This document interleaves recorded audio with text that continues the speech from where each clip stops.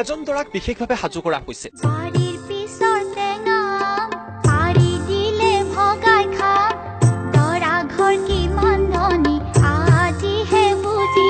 সকলো ব্যস্ত, কিয়নো কইনা আহি আছে বিবাহৰ বাবে।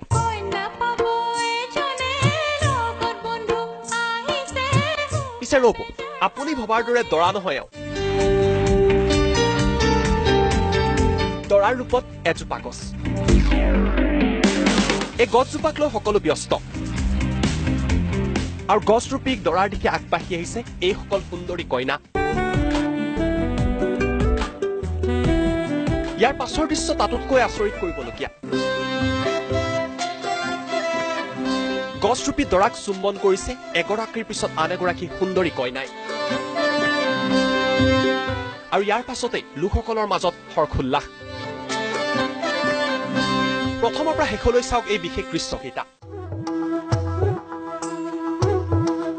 পাদুৰীয়ে মন্ত্ৰ গাইছে, কইনা আগবাঢ়ি আহিছে আৰু তাৰ পিছতে দৰাৰ লগত কইনাৰ বিবাহ। সকলো আনন্দত মস্কুল। সকলোকে আচৰিত কৰিলেও এই পৰম্পৰা আছে বিশ্বৰ এটা প্ৰান্তত। মেক্সিকোত এই বিশেষ পৰম্পৰা অতীজৰ পৰাই পালন কৰা হয়। বহু অতীজকালৰ পৰাই এই বিশেষ পৰম্পৰা চলি আহিছে। ইয়াৰ উৎপত্তি কেতিয়া হৈছিল সেয়া অৱশ্যে কোনেও নাজানে। সেয়া লাগিলে যিয়ে নহওক কিয় এই পৰম্পৰা এতিয়া বিশ্ববাসীৰ দৃষ্টি আকৰ্ষণ কৰিবলৈ সক্ষম হৈছে।